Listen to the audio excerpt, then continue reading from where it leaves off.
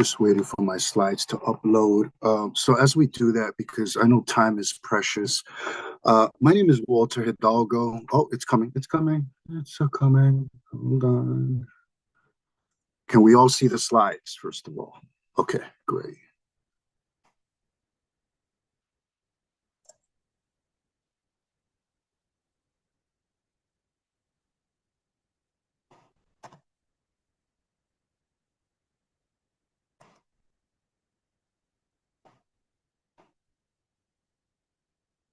Okay, I think I'm just gonna do it like this. Trying to have a full screen here. Okay. It's not responding. Well, I'm so sorry, folks. Give me 1 second. No worries. Part of the We can certainly see your slide. Yeah, I wanted to do it with the full screen so you don't see the other slides, but for some reason it is not cooperating with me right now. Okay, 1 second. I'm just going to do it the other way. All right.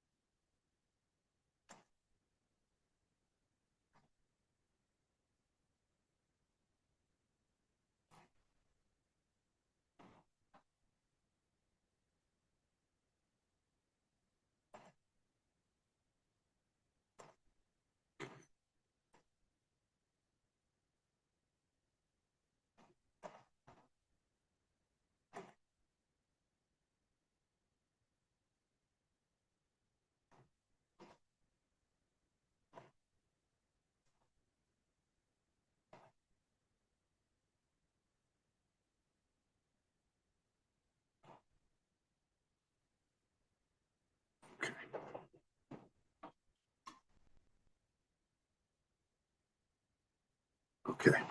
I'm not going to. Can folks see the slides? Oh, no, not yet. Okay, hold on.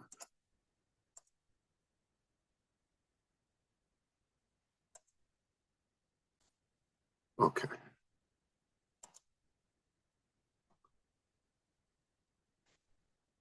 Can folks see the slides? No, we can't see Not the yet. slides. It just says you have paused screen sharing. Okay, hold on.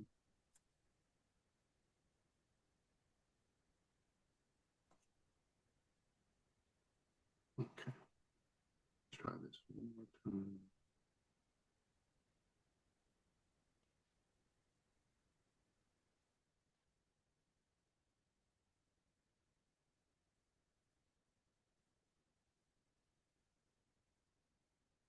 Okay, can we see the screen now?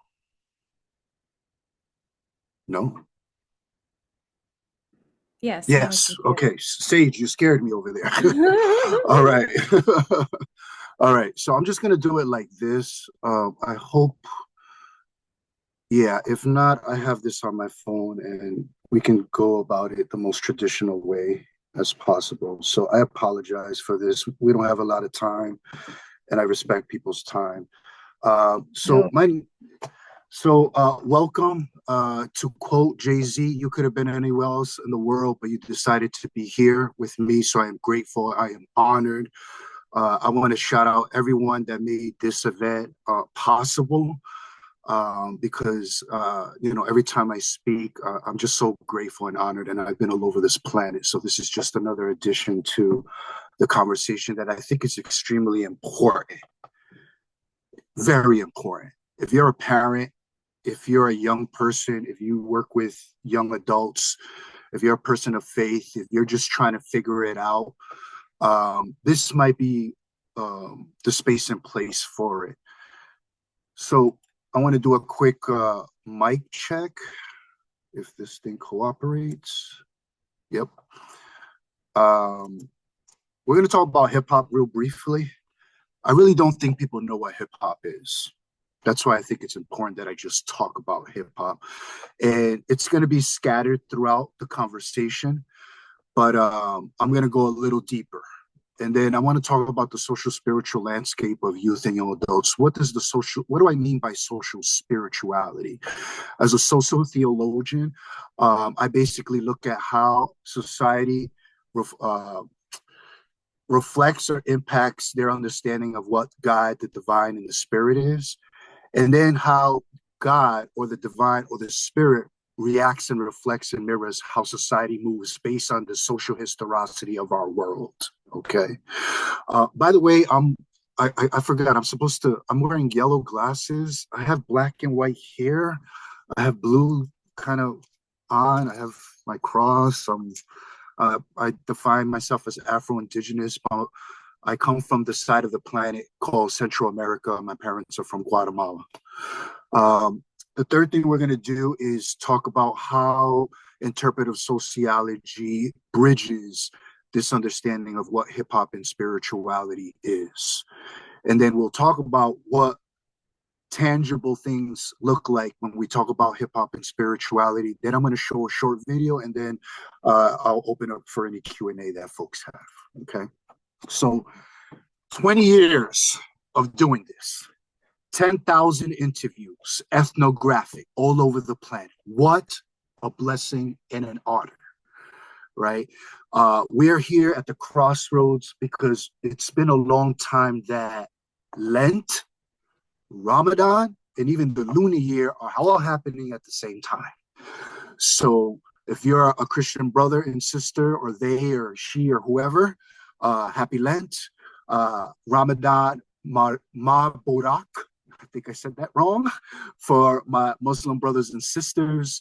And then soon our Jewish brothers and sisters will be doing the Passover soon. So there's something happening, right? So I grew up with all of them.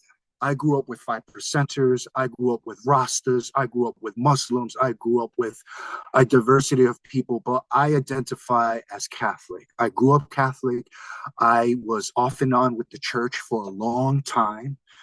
I am a millennial. I'm a father. I'm a teacher. I'm an author. I'm an educator. I'm a seeker. I'm a learner. And I'm still trying to figure it out, just like everybody else on God's green earth, right? But I remember when I was in my early 20s, right, sitting down with Father Hugo, who is now in Colombia, retired. Love that man, right? We sat down because I was discerning priesthood. I could have been Father Walter instead of the Dr. Walter, right? So I was discerning. But I've always kind of wrestled with my faith. I consider myself a guerrilla Catholic. In fact, that's the second title of my upcoming book, Guerrilla Catholic. And my brother Matt, who's here in the building, is a notable writer in that book. So thank you for being here, brother. And Father Hugo told me, Walter, if we were to look at heaven like this ocean, right? Think of heaven like this ocean. Right? And each faith and religion and practice is like a river that leads to that ocean. I believe hip hop is one of those rivers leading to that ocean. On August 11th, 1973, something special happened. I call it a social spiritual implosion. Because throughout our social historicity in our world, there's been happenings where I believe some divine intervention came because the divine, the spirit, whatever you want to call it, hears the cries of the people and something happens. That picture on the left is me and my beautiful queen, my daughter. We are at the place where it was believed that hip hop was birthed on 1520 Sedgwick Avenue in the Bronx.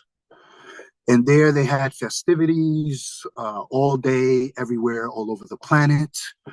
So it was rightfully so we go and celebrate something that happened, because I recommend you reading the book by Robert Caro called The Power Broker, Robert Moses and the Fall of New York, to understand the sociological conditions that made up hip hop, with the dividing of the 95 corridor, that split communities in the Bronx. So whenever things happening that cause divisiveness, where people lack resources, where there's a lot of suffering. I believe that's where God is. So God intervened, and this culture was birthed that has roots as far back as Jamaica, and I would say even West Africa. There's a book by Jeff Chang that I could recommend you read called Can't Stop, Won't Stop, where he makes those global implications and connects the dots, because one of our forefounders of hip hop is DJ Kool Herc, a Jamaican brother who really transformed the artistic landscape of the culture as a result of the breakbeat. But for me as a theologian, as someone who studied at Union Theological Seminary, shout out at Columbia University, I was really groomed by heavy hitters, from people that, listen, I didn't know nothing about this. All I did was play sports. I grew up in the hood. I was trying to figure life out. I was like, well, let me try to go seminary. And when my mom found out which seminary I went with, she was like, oh my God, you mean that's not to become a priest? I said, no, Mom, this is something different. And then I met giants like Dr. Cone. Then I met giants like Dr. Cornel West, and on and on and on. And I was like, oh my God, who are these people, individuals that are grooming me, empowering me? And Dr. Cone, rest in peace, said, you must find your voice. And isn't things like jazz and the blues during tough times in African American history in this country, where beauty came, where sound came, where things that liberated people that were marginalized came from. That's the same thing that hip hop came from, that trajectory, that history. If you saw the movie The Sinners, the movie, there's a scene where the boy starts singing, and it starts going into this timeline of hip hop, of breaking, of jazz, and you start seeing it. That's like my dissertation. So I kind of cried when I saw that movie. I was like, this is it right here. So that's hip hop. I'm going to discuss that, but now I'm going to go a little wider. And then, so I'm going to do kind of like the funnel effect here, right? So I'm going to go a little wider, because when people talk about spirituality, oh, what do I mean? What I mean by the pluralism, let's step back here real quickly. Let me X this thing out of my computer. In 2012, there was a big hype that was going on in our world. I call it the reawakening. There was this fear that the end of the world was going to happen. I mean, when has that never happened? I graduated high school in 2000. They thought that the clocks were going to go fall and the world was going to explode, and yeah. So end of the year, apocalyptic conversations have been happening since the beginning of time. Right. But in 2012, another apocalyptic thing was going on that some people were just thinking is this esoteric thing, is just this thing that's happening. But as someone who is of descendancy of Guatemalan, of Mayan, I consider myself Afro-Indigenous. The Mayan calendar predicted that in December 21, 2012, there will be a cosmic spiritual shift that will happen in our world. I recommend you read the book by Dr. Jose Arguelles called The Mayan Factor. And there he talks about this cosmic spiritual shift that many religions adhere to, realizing that we are living in a special time. And whenever I talk to my young people, I tell them, you are living in the most beautiful, horrible time in our world right now. Right now, we are experiencing what I call the new axial age. The first axial age was between 800 and 200 BCE, where people were saying, people from Socratic thoughts, Hinduism thoughts, the prophetic tradition from our Islamic brothers, from our Jewish brothers and sisters, all were kind of, although separate parts of the world, speaking the same language of justice, language of equality and morality. We're experiencing now, and it was kind of really led by the rise of social media. In 2012, two things were happening: the rise of social media and the internet, and the decline of church attendance and faith. It was what we call the mass exodus. Theologians and people studying ecclesiology were like, what is going on? And if I can step back for a minute, if we're talking about arts, culture, and justice, for me, respectfully, the first art took place when God said, "In the beginning, there was light." How can you create everything when you can't see, right? So the artistic brush was the divine, and the divine calls us to be co-creators, to continue to create. But unfortunately, and fortunately, when we saw the rise of social media with Twitter, now X, at its peak, we have approximately 6 billion people on Facebook alone now. Never existed in humanity. Never. And we don't talk enough about that, especially with our young people. One of the biggest workshops that I give with my young people is called Living in the Matrix, the do's and don'ts of social media, because they need to learn about this vastness that's going on. What was happening? We saw approximately on the lower end, 4 million to a higher end, 20 million young adults, particularly millennials, that left the church, that left the synagogue, that left the mosque at huge numbers. And we saw a 10% increase since 2012, now in 2025 with 30%. One of the places and things that I do, because we all wear many hats in this economy, right? I'm here at the Maryknoll Fathers and Brothers, which is a U.S. Catholic Foreign Missionary Society of America.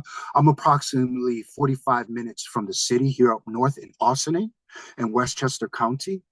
And one of the things that I did with my colleagues is we conducted approximately 1,000 listening sessions for young people all throughout the country, right? And what we found out from people, young adults between the ages of 22 to 39, that was lacking, that they wanted, what was lacking in institutions and they needed, was a sense of identity, community, leadership, formation, and a safe space, right? But what I found also really alarming was when I attended a conference a couple of weeks ago with the National Federation of Catholic Youth Ministers in Kentucky. They did another case study where they interviewed, I think it was about 500 young people between the ages of 18 to 35. And they found that the 4 most untrustworthy professions were, number 1 was the doctor. I think with the rise of health consciousness and people being aware of what to put in their system, intermittent fasting, right? All these things, the rise of health consciousness has resulted in a distrust with doctors. People want more homeopathic. People are looking for alternatives. Another one is the police. Gee, I wonder why. Third is college professors. That's a very interesting one, right? The fourth is clergy. So what is it that hip hop that is doing that's redefining sacred and profane? What is it that hip hop is doing different that's kind of stepping into this social spiritual reality, right? So when hip hop turned 40, when 2012 happened, see, because God always works. It's what we call in the theological world the Kairos moment. It's God intervening in the world, right? It's not the chronos or chronology where we think things are linear. No, sometimes I think just God comes, pops in and says, nope, I'm going to shake things up, right? So what ended up happening was that I started to investigate young people and seeing where are all these millennials, now Gen Zers, now alphas, right? But particularly looking at where are they, how are they defining spirituality, right? So I started doing numerous ethnographic research and studies on people. I had focus groups. I even did something cool. I don't really share too much of this part because it got defunded because unfortunately some people still believe hip hop is a joke. So I was able to get some funding where I actually linked up with some neuroscientists at New York University. And what we did was actually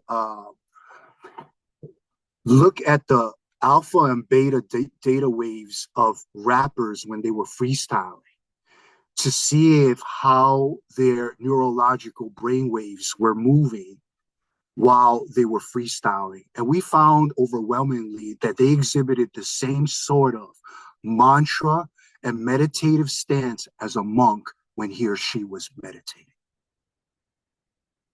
So to not think that this is something divinely inspired and tapped in is to be arrogant. It's kind of like when I do something like when I tell people, if I'm going to talk about hip hop, I got to do something like this, right?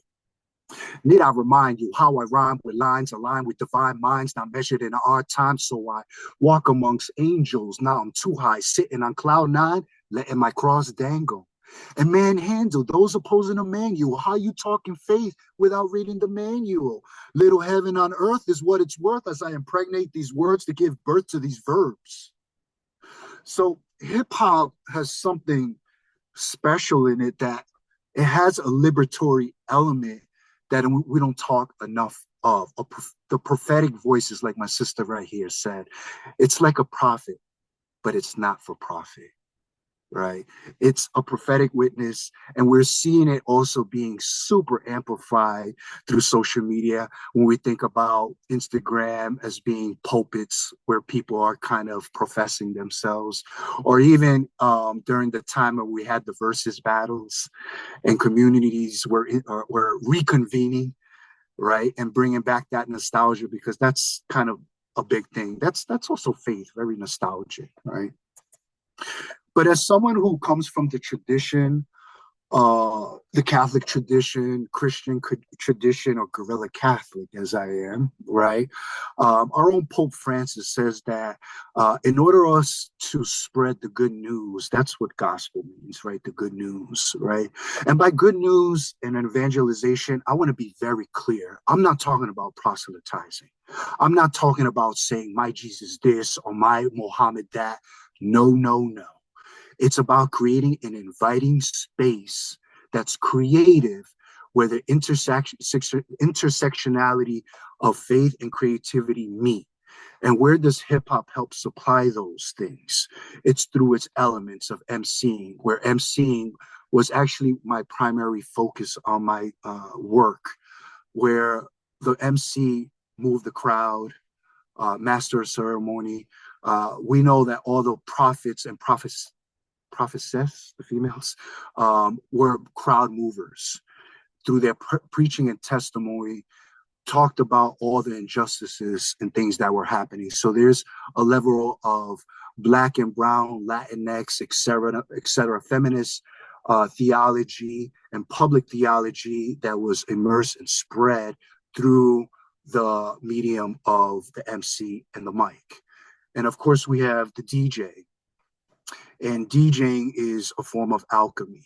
And we know that hip hop came from nothing, but it just reinvented everything, right? So the DJ is a constant reiteration of our ancestors, because hip hop started from the old school music and just remixed it. Hip hop coined the term remix. So we are remixing the world, right? Breaking the body, mind, body, soul, we always say. In the Christian world, we say that when you sing, it's like praying 2 times. I say when you're rapping, it's probably 3 times you're praising the Lord. I say when you're breaking, maybe 4 times that, right? Because if you can break that, I know break dancers that are 60 years old and are fit, and they translate that physicalness to their mental and spiritual and how they walk and operate and move in this world. Right. Then, of course, we have the aesthetic appeal of graffiti. Many would argue the first element of hip hop was actually graffiti, because we know graffiti was a form of public testimony in defiance of all the injustices that were happening in urban context. I was just in Italy this past summer in Rome. You see the graffiti testimonies. Literally, you see graffiti that people wrote on walls, even in the Colosseum, of testimonies, right? Or saying this is wrong, this is not right. We also see it in Egyptian hieroglyphics, and we saw it all throughout New York City's subways, particularly, right? And then the fifth one, which many people tend to overlook, and this is why I say when I talk about hip hop, higher infinite power healing our people, hip hop, right? I'm talking about something that has deep roots in consciousness, right? I say KRS-One. I call him the Pope of hip hop. His name, KRS-One, means knowledge reigns supreme over nearly everyone. Knowledge is the first thing. How I was drawn to the culture was how men and women were able to come up off the top of their head, right? Words of wisdom that sometimes a priest could not encapsulate like the culture did. So, higher infinite power, healing our people. As Grandmaster Cass says, hip hop didn't create anything, but it reinvented everything. So, what does hip hop and spirituality look like? Because this generation is looking for what I call a tangible spirituality. What can I touch and feel, right? What makes sense? So the groups that I work a lot with are the people that are 1 foot in and 1 foot out of the church. And how do we bridge those two, right? So we said that based on one of the studies that we've done here at Marino alone, which complements much of the work that I've done with my graduate and postgraduate work. One of the things that young adults are looking for is a sense of identity. And to give you some perspective, there was a study done by Newcastle University in their School of Agriculture where they found that farmers that named their cows produced more milk than those that didn't. Just flat out like that. So Bob, Billy, Jane, Janet, hey, Janet, come produce more milk. And they did, as opposed to those that would just say, hey, just come here. Similarly, young adults want to be seen and recognized in these institutional spaces that for a long time they were not. They were just numbers to be filled in the institution. They want to be active members, not passive. And what hip hop does is, much like a rites of passage, it allows you to rename yourself. And that, when you rename yourself, what does that do to your psychology? Because names matter. You should know what your names mean, right? My etymology of my name, Walter, it means warrior, because I am a mother warrior. That's why, right? So know your name. If you don't like your name, rename yourself. And hip hop will be more than happy to accept your new name, right? Community. End of the Week is one of the longest running open mic hip hop communities in the planet here in New York City. They meet every Sunday. And that has been an incubator for so many social justice events, whether it's gun buyback programs, whether it was helping people with their funeral costs, whether it was providing scholarships to young people, whether it's just a safe space for people to go and just let it all out. I have forged communities, I have built coalitions as a result. So it's redefining what we think church is, because the Greek translation for church is ecclesia, which means a community gathering and assembly of the people. Right? What does that look like now in a time where church is it's on a microscope right now for a lot of reasons that whether you may or may not know, but a lot of people, the reason they left is because of distrust, because sex scandals, because a lack of transparency. We want to know the truth. And again, this goes back to 2012, family. Is it ironic that we just had a pandemic? Is it ironic that we are the Epstein files? I don't know. Maybe it's just me, right? So another thing that people are looking at is, young people are looking for, is leadership. So one of the people that I was following for years is my brother, Honorable George Martinez. He was the first hip hop politician in the history of the culture from Brooklyn, New York. Now he's in Anchorage, Alaska. He has an organization called Block by Block. Some people would say faith should have no space in politics, but I 1,000% disagree. In order for you to be someone of faith, how can you be a passive? person. You have to be involved, right? Because I saw, for me personally, a Jesus that flipped tables, a Jesus that confronted authority, right? And we are called as leaders to confront these institutions and places by providing a moral compass based on our faith, right? That when we see the suffering, we're called to be there, right? So he politically engages communities using the culture. Another person that I followed religiously, who I love, is my sister Toni Blackman. These are people that you can Google, look up for yourself. This is the age where you don't gotta believe anything that I'm saying. That's what I love. I love and I hate that time that we're living in, which is why, respectfully, I don't know if I could teach at the university. So if you're a teacher at the university, I praise you. I don't know if I can do it now because I would. So Toni is someone that I followed for years, and Toni has this thing specifically for a woman called Believe in the Cipher, where she creates cipher circles that allow women to express themselves, and through that they've been able to help find their voice, help with people that are shy to speak in front of people, but to be able to articulate themselves when other spaces they were not allotted to. Excuse me. Toni also became the first hip hop diplomat deployed by the United Nations, because in May of 2001, hip hop by the United Nations was declared a culture, even though we didn't need anyone to declare anything for us because we know what we're doing, right? But it was declared, and we developed what was called the Hip Hop Declaration of Peace. And as a result, people were deployed all over the world to use hip hop as a sort of conflict resolution. And Toni has been doing that ever since. She's been in, I think at this point, she's probably been to 70 countries. The other thing is that people are looking for safe space. A lot of young people are traumatized, trauma, aren't we all? If you're not if you don't listen, I don't care if you're perfect family, because no such thing, but your friend may be suffering right now, your neighbor may be suffering right now.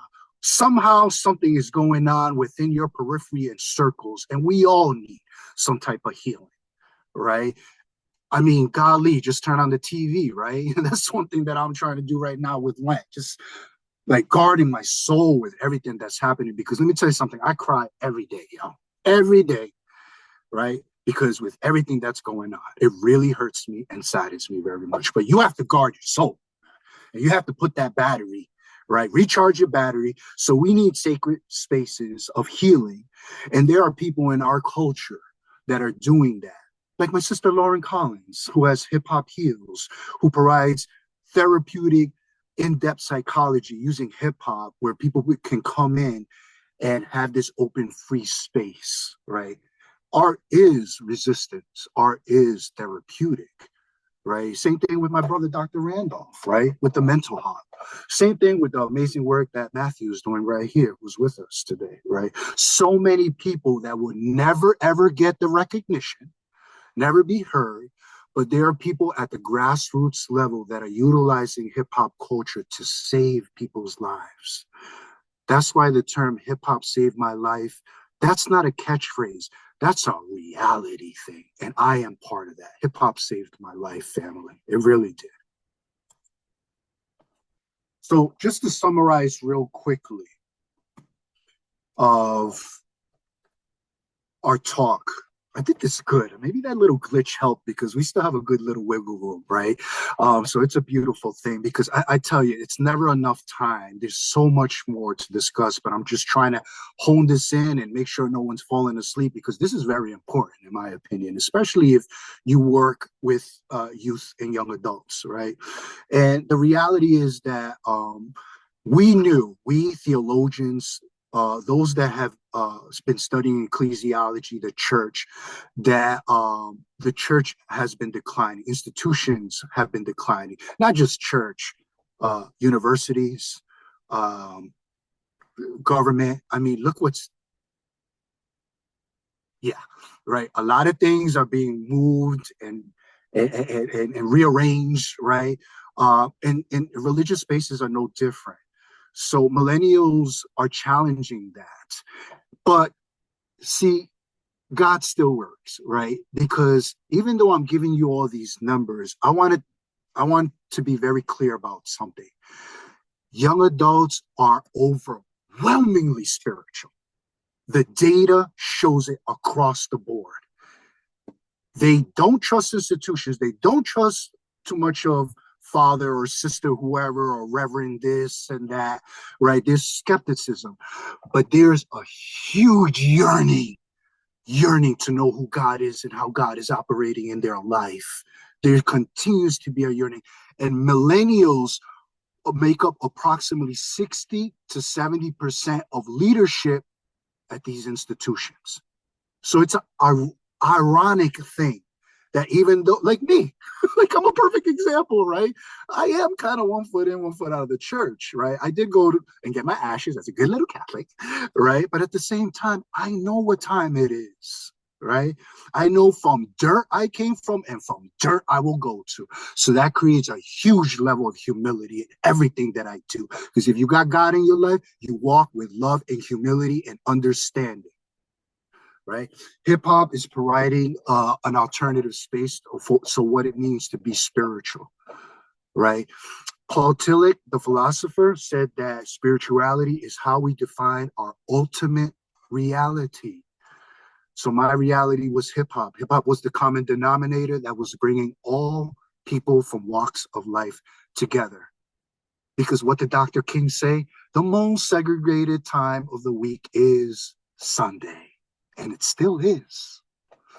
Liberation theology. We know that liberation theology has its roots in Latin America and from our African brothers and sisters with Gustavo Gutierrez from Peru, with his work on liberation theology, and as well as Dr. Cohn with African liberation theology. But it even goes as far as our Asian brothers and sisters with the Minjung liberation theology, because really what it is what happens when people are pushed in the corner. Is God there? You damn skippy, God is there always, right? Because God always speaks specifically to the margins. That's why for me, for those that want a scripture, Matthew 25 always speaks to me. When I was in prison, did you visit me? When I was hungry, did you feed me? These are kind of calls. These are calls to serve, right? Do you got to be in church to do that? Right? Digital platforms are changing the theological and social spiritual landscape. If anything, like most things, it's only amplified the cause. It's more visibility. But of course, there's a hindrance because, of course, family, I'm not going to be sit here and be oblivious to the fact that no Diddy, what happened with R. Kelly, and what happened with the rise and the fall of the Zulu nation as a result of Africa Bambaataa. Very sad. I am a Zulu, chapter 9 from Brooklyn under King Rike, but unfortunately many Zulu left because of what happened. But for me to totally negate all the millions of Zulu members from across the world that continue to do the work, many of them unheard and unseen. We have Zulu members that are lawyers, judges, priests, doctors, teachers from all over the world that are uplifting the mantras of peace, love, unity, and having fun. Now, before I show the video, I do, of course, want some points of reflection that I want to leave you all with to think about. Just real quickly, that picture that you're seeing right there is the A train in Washington Heights. If you go down the tunnel, it's graffiti everywhere. It's super cool. I've done videos there. It's really aesthetically beautiful. Check it out. The A train. I forget which, the 207th stop. Oh, I forget. On the A train. How does my lived experience and culture influence my gifts and talents? Right, because Pope Francis says that we want to create a culture of encounter. Like I tell my young people, every time you encounter a person, you learn about God, right? Every time you see a person, you see God. And if that's the case, why would I treat that person like a piece of you know what? I would treat every person as sacred as I would a church, because we are the temple, right? What poets, MCs, or artists influenced my faith, spirituality, then and now? Points of reflection that I want to share with you all. So I can blab on all day, I can talk all day, but like I tell everybody, this has absolutely nothing to do with me, but everything to do with us. So with, again, for the last 20 years and counting, I've interviewed probably somewhere between 10 to 12,000 people all over this planet from all walks of life. It's just been a beautiful thing. And you might be, I don't know, see some notable faces there, like my brother Kappa from the Wu-Tang, which is one of my favorite groups of all time. And then you also see one of our elders and pioneers there as well. So many notable people. So enough of me talking. I wanted to show a short mini documentary that I think encapsulates all that I have said. So let's hear what millennials have to say.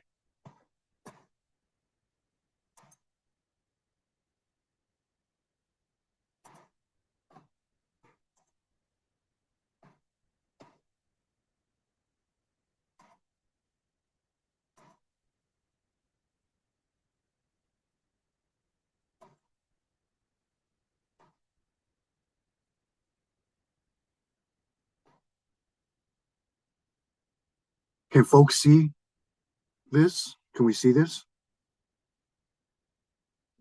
Yes. Okay. Yeah. Yes. Yeah. Okay. Now I hope we can hear it, and the closed captions are on. So when when you shared it, did you click optimize for video? I don't know if I did do that. Yeah, you can, if you stop share and then you reshare, there's a button there on that share screen that says optimize for video, and then it won't skip. Sorry, okay. There we go. Okay, optimize for. Okay. Oh, there it is. Yep. You are awesome. This journey cannot be done alone, folks. This is a good example of it. Okay. Now, can we see? Just want to make sure.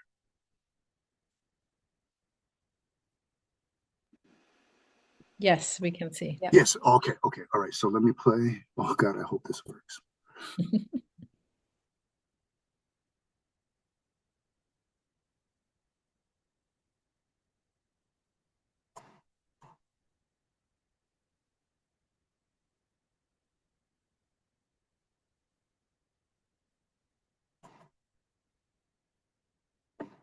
How has hip-hop provided purpose into your life?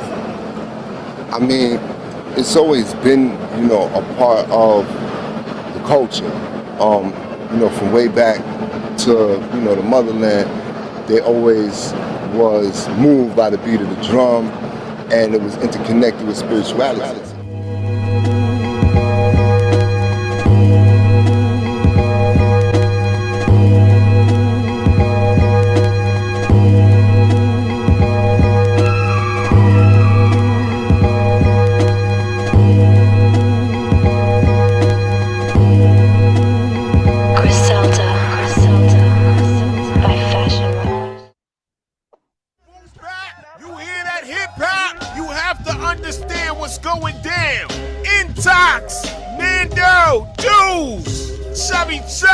Oh yeah, I'm rocking with y'all, giving you heater after heater.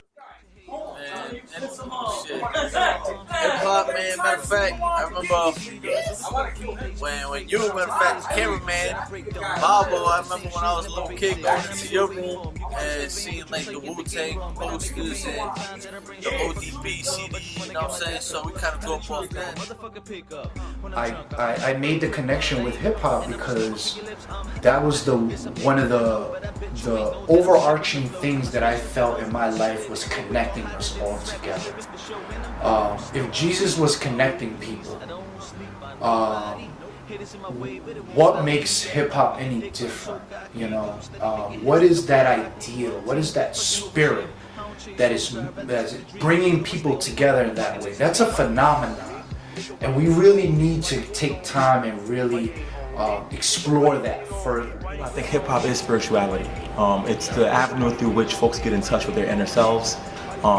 Hip hop and engagement in hip hop practices, whether you're emceeing or you're b-boying or you're doing graph, you do those practices to get to a point where you have a certain kind of euphoria and a certain sort of like escape from reality. And when you're doing it on the highest level, mentally, physically, you're in a different place. And that different place from the mental to the physical was the spiritual.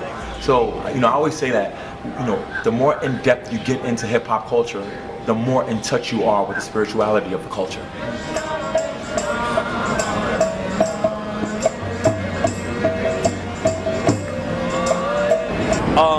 A young MC that was in the crowd at the University of Dortmund asked me, you know, is there spirituality in hip hop? And I said, absolutely. You know, that's what freestyling is really about. That's the philosophy that I come from, because what you're doing is a spontaneous interaction with what's around you and your experience, and letting that out and bringing it out and allowing it to be free. And when we talk about these ciphers, legendary ciphers, you know, yeah, there's individuals that are bringing their artistry in terms of what they've written on the page and performing and getting free that way. But what I know and understand is freestyle. And inside of a cipher, that means that whatever's around me and whatever I'm feeling in that moment, that's got to be represented in the rhyme. And it's that space that can be at times freeing. For some, it could be a form of self-care. It could just be simply the one opportunity that day where you felt like someone recognized you, saw you as a person, saw your spirit.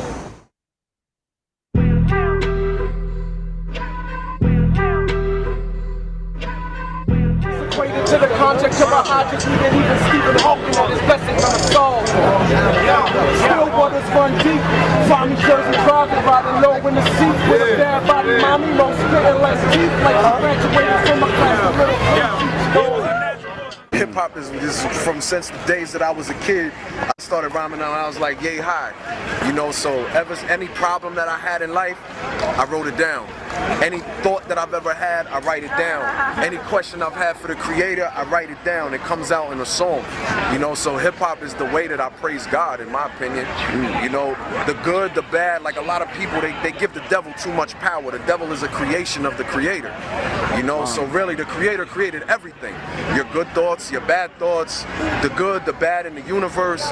So to me, it's just like, the more you express everything that you think, everything that you feel, it's embracing what the creator has put around you and what is put inside of you. I feel like every time I'm writing a rhyme or I'm performing a record, I feel like just like my molecular structure may change. Like I feel different.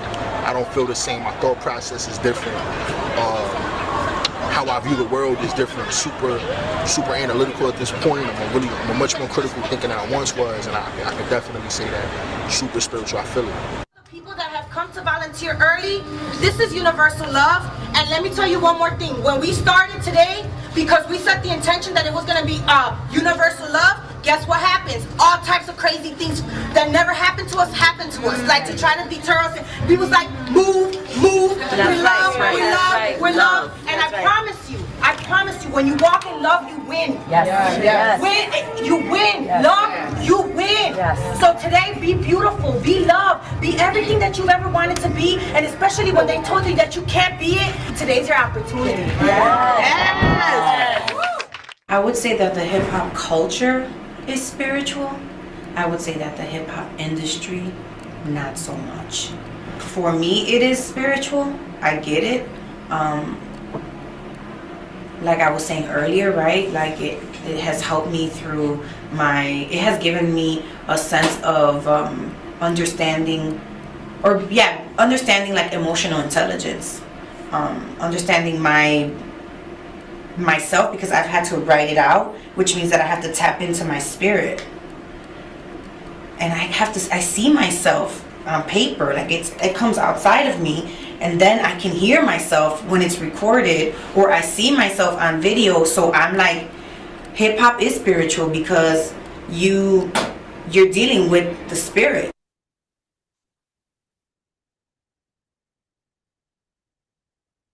Thank you.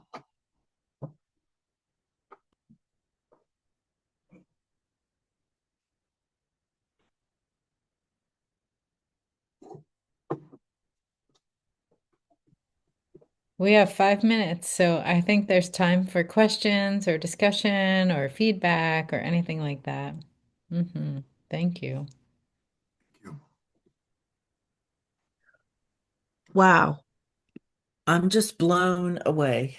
And it's like kismet that I'm here today because you you're speaking to my heart and the parallels in my life with liberation theology, being born um a Jew, but Christianity, my um great grandmother was converted by Billy Graham, and I was dropped off every Sunday to go to church and Sunday school. And from Sunday school, we went to the balcony.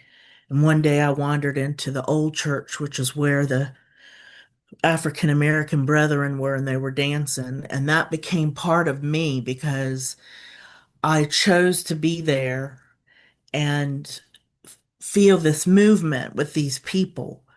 And it has affected everything in my life since, including um, dancing with Bill T. Jones, who liberation theology is very much part of his work, and going to the clubs with my dance major friends. It was this spiritual, religious movement connection that we did every Friday and Saturday, after dancing all day. And my religious studies have also been influenced by Buddhism and compassion and love and kindness, you know, coming through the hip hop culture is such a beautiful thing to be connected with. So thank you for everything that you shared because it all resonated with me. Thank you, Sage. I tell people that my mother introduced me to God, and Dr. Cone reintroduced me to God because of the work, particularly his book, The Spirit and the Blues. So we are a blues people because in the cross they say that God was calling out to God in a form of blues, right? Kind of jazz. Yeah, exactly. So I think it's very fitting here because I see some of the presenters are dancers, and all of these are artistic, spiritual expressions. I say, speaking from the Judaic tradition, when our Jewish brothers and sisters crossed that Red Sea, it was said that Moses' sister Miriam danced. Right. So it's during those toughest times when instead of putting our heads down, no, we're gonna celebrate, right? Because we're more than this. We're more than our struggles and the things that are challenging our life. So thank you, Sage, for that.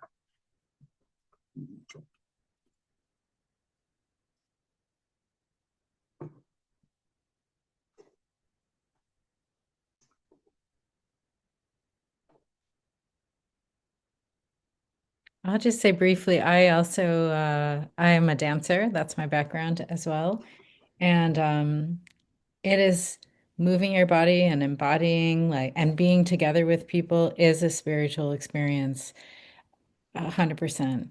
And so yeah, I don't know about how I don't think I have equated it with like an organized religion or connected it to an organized religion, but definitely a spirituality or even connection with God, but not necessarily aligned with one choice of organized religion for various reasons, right? Some of which you brought up. Yeah. But yeah, I find this inspiring, and especially because I'm peripherally involved in the hip hop community, but I'm not a hip hop dancer or anything like that. But 100% it's about love and inclusivity and connection and like acceptance and joy and all those things, right? And like that's all the things you would go to a church or a temple or, a place of worship for, right? So this makes total sense. Yeah, yeah. As the saying goes, sing as no one's listening, dance like no one's watching. Right? It just like it's probably one of the only time you feel safe, like you feel free. So why aren't we measuring that? I mean, here I'm speaking from an academic, like we should measure that because when I was involved in the first hip hop and psychology conference at Fordham University, shout out to Dr. Tyson, rest in peace. He says, we need to document this so we can get more funding. And that funding can help save lives if we have the data that can support it. So I'm going to continue my best to do that. And I hope others do as well, because we never know what life we might save that day. Well, that is a beautiful note to end on. Thank you so much for this amazing presentation, and thanks to everyone for coming. And yes.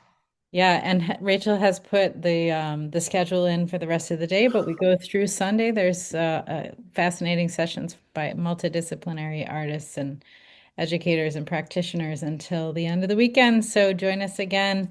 And thanks so much, Walter. Great to meet you. Yeah, likewise. God bless you all. Have a good one.